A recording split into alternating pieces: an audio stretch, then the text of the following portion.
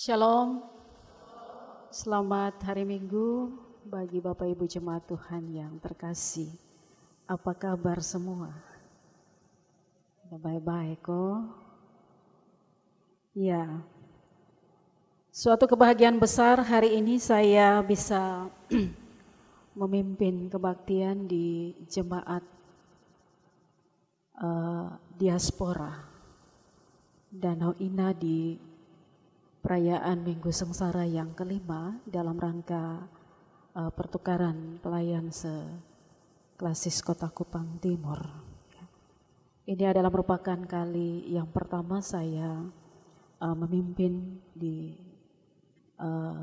jemaat diaspora dan saya sangat senang sekali bisa bertemu dengan Bapak Ibu, orang-orang muda, anak-anak yang ada di tempat ini. Bapak Ibu saudara-saudari yang terkasih, kita akan merayakan Minggu Sengsara selama 7 minggu berturut-turut. Dan selama merayakan Minggu-Minggu Sengsara kita kembali merenungkan tentang peristiwa penderitaan sampai kematian yang dialami oleh Tuhan Yesus untuk menyelamatkan kita manusia yang berdosa. Dan di perayaan Minggu Sengsara yang kelima hari ini kita telah membaca bagian bacaan firman Tuhan dalam kitab Keluaran pasal 17 ayat 1-7. Lembaga Alkitab Indonesia memberi judul pada bacaan hari ini Di Masa dan Meribah. Dan Majelis Sinode Gemit menetapkan tema renungan hari ini berupa sebuah pertanyaan. Umat Tuhan yang tahan uji atau gampang bersungut-sungut? Sekali lagi, umat Tuhan yang tahan uji atau gampang bersungut-sungut. Bapak Ibu jemaat Tuhan yang terkasih, respon manusia berbeda-beda ketika berhadapan dengan keadaan yang tidak menyenangkan dalam hidup. Tetapi pada umumnya, yang lebih banyak kita temukan ialah ketika seseorang berhadapan dengan tantangan, persoalan, masalah dalam hidup, manusia itu suka bersungut-sungut. Betul kok Bapak Ibu? Ya, suka bersungut-sungut. Bersungut-sungut bisa berarti suka comel-comel, ya, suka menggerutu, suka mengeluh. Bersungut-sungut bisa dilakukan dengan cara mengeluarkan kata-kata yang tidak karuan maksudnya. Dan biasanya itu timbul karena rasa marah, perasaan tidak suka, tidak puas dengan keadaan, ataupun peristiwa yang dialami, dan sebagainya. Bersungut-sungut biasanya bersifat spontan karena biasanya juga diakibatkan oleh hal-hal yang bersifat spontan dan tidak dapat diperkirakan. Bersungut-sungut itu bisa timbul karena bermacam-macam alasan. Karena cuaca panas, ya, panas terlalu juga pasti membuat kita bersungut-sungut. Karena hujan terus-menerus juga bisa membuat kita bersungut-sungut. Ya, tadi yang mau datang gereja pas hujan, pasti ada yang sempat bersungut-sungut, betul kok? Kau mau pergi gereja lah baru ini hujan. Ya, itu biasa secara spontan kata-kata sungut itu seringkali keluar dari mulut kita sebagai manusia. Bersungut-sungut karena diperlakukan tidak adil, karena merasa kebutuhan hidup tidak terpenuhi. Sekarang di mana-mana harga beras ya mulai naik, ya. Membuat banyak orang bersungut-sungut. Dan lebih banyak bersungut-sungut itu pasti ibu-ibu, betul kok? Ya. Kami di Kampung Baru, kalau ibu-ibu sududuk berkumpul, pasti topik utama yang dibahas itu tentang kenaikan harga beras. Dan juga kebutuhan hidup lainnya. Bersungut-sungut karena merasa tertipu, dihianati dan sebagainya. Ya, orang-orang muda yang pacaran, kalau ketahuan pacarnya berpindah ke lain hati, pasti dia akan bersungut-sungut. Beta tahu itu hari bisa mau dia lu. Kalau pada akhirnya engkau akan menyakiti beta po hati, gitu ya. Ya, orang-orang muda kermana, betul kok? Ya. Ya, hal-hal tersebut yang saya sebut tadi adalah hal-hal yang sering kita alami setiap hari dalam kehidupan kita. Hanya sedikit yang bisa tahan terhadap berbagai tantangan dan persoalan yang dihadapi dalam hidup. Bapak Ibu saudara-saudari yang terkasih, yang mesti diingat, kita bersungut-sungut juga tidak akan mengubah keadaan dan situasi yang kita hadapi. Ya. Bersungut-sungut memang menjadi sesuatu yang manusiawi. Namun apakah sikap tersebut memiliki dampak pada sikap iman kita? Mari kita sama-sama belajar dari bacaan firman Tuhan hari ini. Bacaan firman Tuhan hari ini memberikan gambaran kepada kita tentang kehidupan umat Israel setelah mereka keluar dari tanah Mesir. Dari Alkitab kita mengetahui bahwa selama 430 tahun umat Israel itu tinggal dan menjadi budak di Mesir. Itu dapat kita baca dalam kitab Keluaran pasal 12 ayat yang ke-40. 430 tahun itu bukan waktu yang singkat. Mereka tinggal di Mesir cukup lama. Sekalipun mereka menjadi budak di sana, kehidupan mereka berkaitan dengan makan, minum itu terjamin. Mereka tidak pernah mengalami kesulitan berkaitan dengan makanan dan minuman. Dan setelah 430 tahun Allah mengutus Nabi Musa untuk membawa umat Israel keluar dari tanah Mesir. Bagi umat Israel, perjalanan menuju ke tanah Kanaan itu adalah merupakan perjalanan yang sangat menyenangkan. Perjalanan di mana mereka tidak lagi berada di bawah kuasa tentara Mesir. Mereka bisa mengatur hidup mereka sendiri. Tetapi ternyata yang mereka alami itu tidak seperti yang mereka harapkan dan bayangkan. Perjalanan yang ditempuh oleh umat Israel menuju ke tanah Kanaan itu selama 40 tahun. Ya. Dalam perjalanan mereka menemui ada begitu banyak tantangan. Mereka menemui ada begitu banyak persoalan dan masalah. Mereka harus melewati padang gurun Sin. Ya. Padang gurun Sin yang kita baca dalam bacaan firman Tuhan tadi. Itu menjadi salah satu tempat yang disinggahi oleh umat Israel. Saya sempat buka YouTube, ingin lihat suasana yang ada di padang gurun Sin, ternyata itu hanya terdapat hamparan tanah yang luas, yang gersang tanpa ada pohon yang bisa dijadikan tempat untuk berlindung. Dikisahkan dalam bacaan tadi bahwa ketika mereka tiba di Rafidim, mereka membangun kemah di sana dan umat Israel mulai bersungut-sungut. Mereka mulai menggerutu, mereka mulai mengeluh. Mereka bersungut-sungut bukan karena jarak tempuh dari Mesir ke Kanaan yang sebenarnya tidak terlalu jauh. Mereka bersungut-sungut bukan karena kelelahan di tengah jalan. Lalu apa yang membuat bangsa Israel bersungut-sungut? Kalau kita baca dalam bacaan firman Tuhan tadi, salah satu penyebab umat Israel bersungut-sungut yaitu karena di sana tidak ada air untuk diminum. Bapak Ibu saudara-saudari yang terkasih, kita semua tahu bahwa air itu merupakan salah satu kebutuhan yang sangat penting bagi kehidupan manusia. Orang bisa tahan lapar, tetapi tidak bisa tahan haus. Bahkan 50-80% tubuh manusia itu membutuhkan air. Itu kenapa manusia ribut ketika tidak ada air. Umat Israel bertengkar dengan Musa dan mereka meminta Musa memberikan mereka air. Tadi saya sudah katakan bahwa suasana di padang gurun yang gersang, panas, tidak ada pohon untuk berlindung. Mereka juga harus menempuh perjalanan dengan berjalan kaki di bawah teriknya matahari. Bagi saya wajar mereka membutuhkan air saat itu. Dan ketika tidak ada air membuat bangsa Israel marah. Dan mereka bersungut-sungut. Bapak Ibu Saudara-saudari yang terkasih. Sebenarnya pengalaman kekurangan bahan makanan dan minuman itu sudah dialami oleh umat Israel sebelumnya. Dan ini bukan hal yang baru bagi mereka.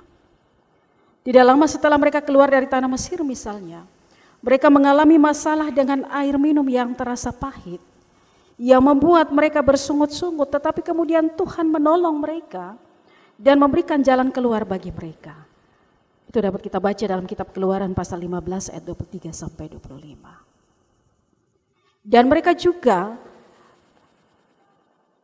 pernah mengalami ketiadaan bahan makanan, yaitu roti.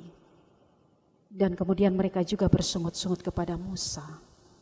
Dan Tuhan pun menanggapi mereka dengan memberikan makanan. Itu dapat kita baca dalam kitab Keluaran pasal 16 ayat 2 dan 3. Jadi sebenarnya masalah makanan dan juga minuman itu sudah mereka alami. Dan mereka pun sudah melihat dan merasakan bagaimana Tuhan melalui hambanya Musa menolong mereka.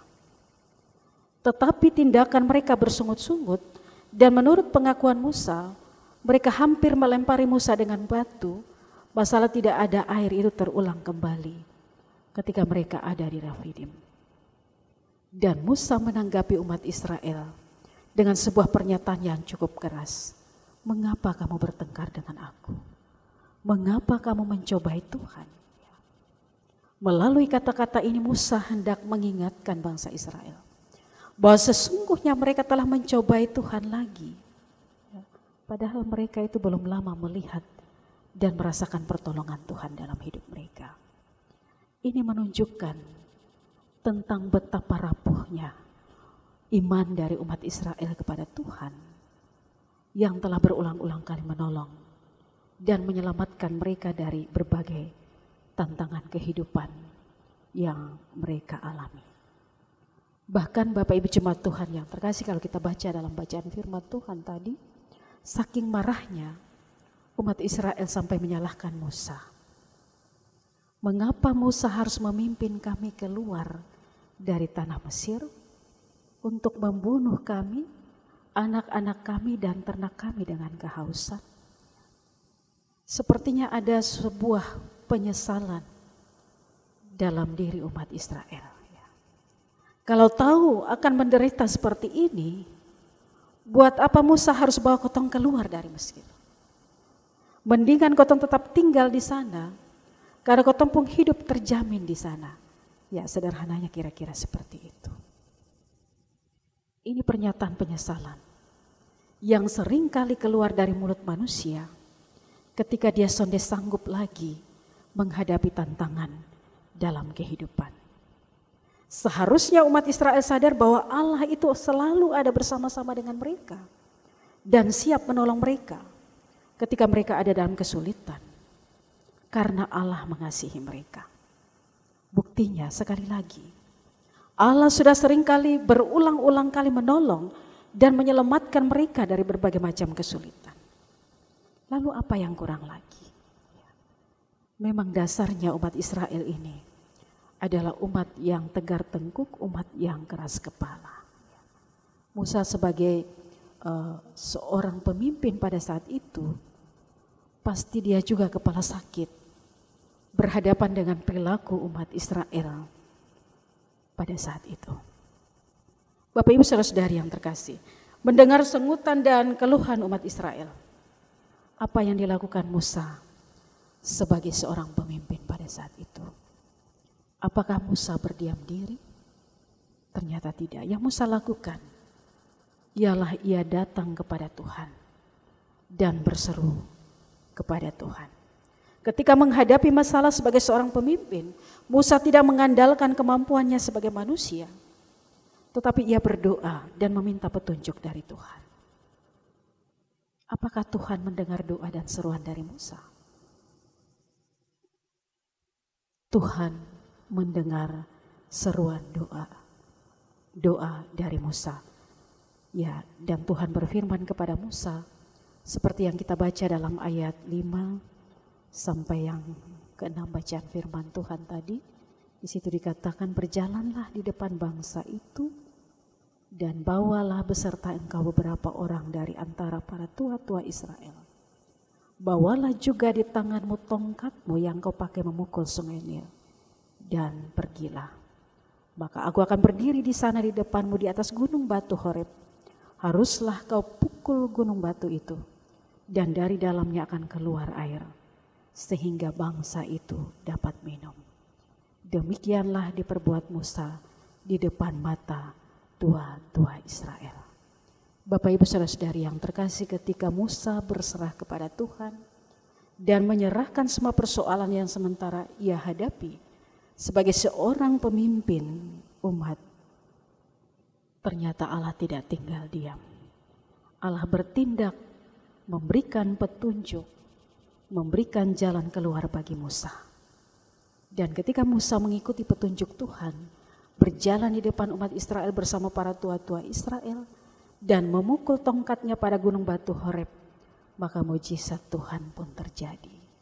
Air keluar dari gunung batu itu dan umat Israel pun dapat minum. Ya. Pertolongan Allah ini mau sadarkan umat Israel bahwa baik hidup maupun matinya mereka bergantung pada Tuhan saja. Dan sudah sepatutnya umat Israel belajar untuk percaya dan bergantung mutlak pada Tuhan hari demi hari di dalam mereka menjalani kehidupan kita. Dan kalau kita baca dalam ayat 7 bacaan firman Tuhan tadi, tempat itu kemudian dinamakan Masa dan Meriba, karena di tempat itu umat Israel bertengkar dengan Musa dan mencobai Tuhan serta mempertanyakan keberadaan Tuhan dalam hidup mereka. Bapak Ibu Saudara-saudari yang terkasih, ketika mempersiapkan renungan ini, kita membayangkan kalau dalam situasi yang getir saat itu, Musa diam dan tidak melakukan sesuatu. Dan kalau Musa anggap diri hebat dan tidak andalkan Tuhan dalam persoalan yang sementara dihadapi saat itu, pasti bisa jadi Musa menjadi korban amarah umat Israel. Ya, bisa saja dilempari dengan batu sampai mati. Bapak Ibu Saudara-saudari yang terkasih, Musa adalah seorang pemimpin yang diutus Allah untuk memimpin umat Israel. Dan umat Israel adalah bangsa pilihan Allah, umat yang dikasihi Allah. Allah tidak pernah meninggalkan Musa, termasuk Allah juga tidak pernah meninggalkan umat Israel. Sekalipun umat Israel bersungut-sungut, suka mengomel, suka mengeluh, ya. Bahkan mereka sampai mencobai Tuhan dengan bertanya, adakah Tuhan di tengah-tengah kami? Mereka meragukan penyertaan Tuhan dalam hidup mereka. Tetapi Tuhan selalu memberikan kesempatan kedua bagi mereka. Tuhan selalu menyatakan kasih dan kuasanya dalam hidup mereka. Terbukti bahwa ketika mereka tidak ada air, Allah melakukan mujizat melalui Musa dengan menyediakan air bagi mereka sehingga mereka tidak lagi kehausan. Mengapa Allah melakukan itu? Karena Allah mengasihi umatnya. Bapak Ibu jemaat Tuhan yang terkasih, saya mencatat ada 2 pesan penting yang kita dapatkan dari bacaan firman Tuhan hari ini. Yang pertama, kita cenderung kalau sudah merasa tidak mampu lagi menghadapi tantangan, sekali lagi yang sering kali kita buat itu adalah bersungut-sungut. Mengomel tidak karuan, kadang-kadang kita mengeluh, aduh Tuhan nih, kenapa kok betapung hidup begini susah? Kenapa ini tantangan tidak berlalu dari betapung kehidupan, bahkan ada juga yang sampai mempertanyakan kehadiran Tuhan. Di manakah Tuhan ketika beta ada dalam persoalan? Tuhan ada di mana ketika beta dapat tantangan dalam hidup? Tuhan rasanya jauh sekali dari betapung kehidupan dan seterusnya. Bapak Ibu jemaat Tuhan yang terkasih, ingat baik-baik. Orang yang hidupnya hanya mengeluh, bersungut-sungut, membuatnya tidak mampu melihat kuasa Tuhan yang bekerja secara luar biasa, yang telah menolongnya dalam perjalanan hidup yang telah ia jalani. Bahkan akan membuat orang tidak mampu untuk menyatakan syukur kepada Tuhan. Ya. Kita belajar dari pengalaman umat Israel. Mereka bersungut-sungut hanya gara-gara air tidak ada. Dan sungut-sungut yang dilakukan umat Israel telah membuat mereka lupa kasih Allah yang telah menolong mereka berulang-ulang kali ketika mereka ada di dalam kesulitan. Jadi Bapak, Mama, adik-adik semua, bersungut-sungut bisa membuat kita juga lupa akan kasih Allah yang telah menolong kita berulang-ulang kali dalam kehidupan kita. Orang beriman akan tetap tenang ketika menghadapi tantangan. Ia percaya ada Tuhan yang siap menolongnya. Orang beriman tidak akan mudah goyah ketika berhadapan dengan tantangan. Ia akan tetap bertahan. Ia percaya bahwa di balik setiap tantangan yang dialami dalam kehidupannya ada maksud dan rencana Tuhan yang indah yang ingin Tuhan kerjakan dalam hidupnya. Allah turut bekerja dalam segala sesuatu untuk mendatangkan kebaikan dalam hidup orang-orang yang sungguh-sungguh mengasihi Dia. Asalkan kita tetap beriman dan percaya sungguh-sungguh kepadanya. Menjadi pertanyaan untuk direnungkan. Apakah kita yang hadir dalam kebaktian sore ini adalah umat yang tahan uji, ataukah umat yang gampang bersungut-sungut? Sekali lagi, apakah jemaat Tuhan yang ada di diaspora Danau Indah adalah umat yang tahan uji atau umat yang gampang bersungut-sungut? Kira-kira kita ada di posisi mana, Bapak Mau? Kita menjadi umat yang tahan uji kok? Atau kita menjadi umat yang suka bersungut-sungut? Ya, Bapak Ibu saudara-saudari yang terkasih. Kalau ada yang suka bersungut-sungut, bertobat sudah. Ya, kita dapat belajar dari Yesus. Yesus ketika dia menghadapi situasi sulit, ketika ia dihina, disiksa, menderita dan mati. Tidak ada kata-kata sungut sedikit pun yang keluar dari mulutnya. Ia bahkan berdoa bagi mereka yang membuatnya menderita. Lalu dengan tenang hadapi. Dan ia juga menjalani semuanya itu dalam menggenapi rencana Allah. Kita juga belajar untuk jangan cepat bersungut-sungut ketika kita ada dalam persoalan. Ya, harus tetap tenang menghadapi setiap persoalan dan tantangan dalam hidup. Kita harus ingat bahwa tidak hanya kita sendiri yang punya persoalan dalam hidup. Semua orang pasti punya persoalan dalam hidup.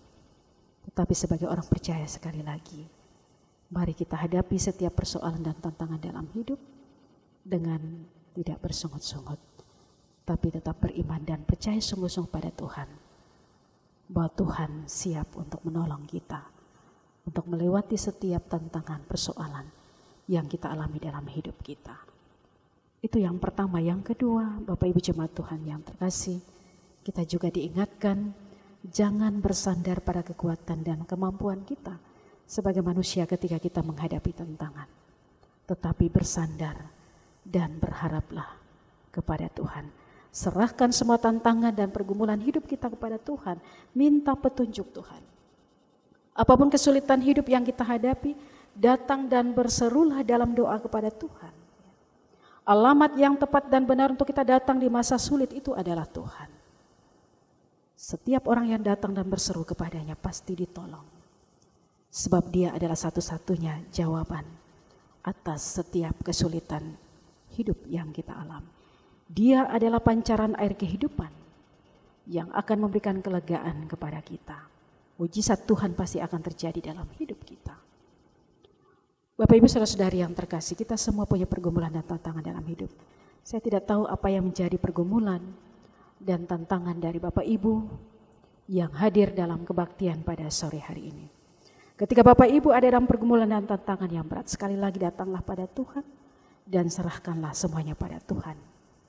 Tuhan pasti menolong Bapak Ibu dengan caranya yang ajaib, dan terkadang pertolongan Tuhan itu datang di luar apa yang kita pikirkan. Banyak orang sekarang yang punya masalah tantangan dalam hidup, mereka bukan datang pada Tuhan, tapi terkadang ada orang yang lari ke minuman. Ya, minum minuman keras. Ya. Di sini ada yang begitu kok. Ada masalah, cari Shopee, kemudian minum sampai mabuk. Dia merasa bahwa pas dia soal selesai. Ada yang lari ke narkoba, ada juga yang sampai mau bunuh diri. Ya. Biasanya jembatan Liliba itu menjadi tempat orang mau bunuh diri. Ya. Punya masalah yang tidak terselesaikan, berdiri di sana kok mulai sudah atur diri. Ya. Pernah ada seorang mahasiswi, seorang dokter kok, yang sempat mau bunuh diri jalan di pipa air di Liliba itu. Untung saja ada orang yang bisa menolong dia. Kalau tidak mungkin kau tahu dia pun keadaan saat itu seperti apa. Ya itu karena ketika ada soal, kita bukan datang pada Tuhan, tapi kita membiarkan diri kita dikuasai dari setiap persoalan dalam kehidupan kita, dan akhirnya pikiran kita buntu, dan yang kita pikirkan hanyalah lebay beta bunuh diri. Ya. Baik kok kotong langsung mati memang ya Bapak Mama. Ya. Tapi kalau kotong buang diri lalu kita masih tetap hidup, maka kita akan menjalani kehidupan kita dengan penuh penderitaan. Ada orang juga yang kadang-kadang minum baygon nih. Ya minum baygon kok supaya bilang cepat-cepat mati sudah, supaya selesai. Dia pikir kalau mati berarti dia persoalan habis sudah. Ya, beta berharap bahwa jemaat yang ada di Gemit Diaspora Danau Ina tidak ada yang seperti itu Ya, atau ada yang merencana tolong kok pulang batalkan sudah selesaikan persoalan Bapak Mama baik-baik. Saya kira banyak kasus yang terjadi saat ini, kasus perselingkuhan, rumah tangga banyak yang hancur berantakan. Ya, kadang-kadang istri-istri yang sontan pibakalai di tempat pekerjaan hanya gara-gara suami selingkuh dengan istri orang, ya. Dan juga persoalan-persoalan lainnya. Ya, jadi mesti tetap sabar tetap tenang, berdoa pada Tuhan, pasti Tuhan akan tolong. Ya, waktu Tuhan itu pasti yang terbaik. Mau cepat atau lambat, Tuhan pasti akan menolong kita. Intinya kita tetap percaya dan beriman sungguh-sungguh kepada Tuhan. Amin kok Bapak Ibu. Amin kiranya kebenaran firman Tuhan pada sore hari ini boleh memberkati kita semua. Amin.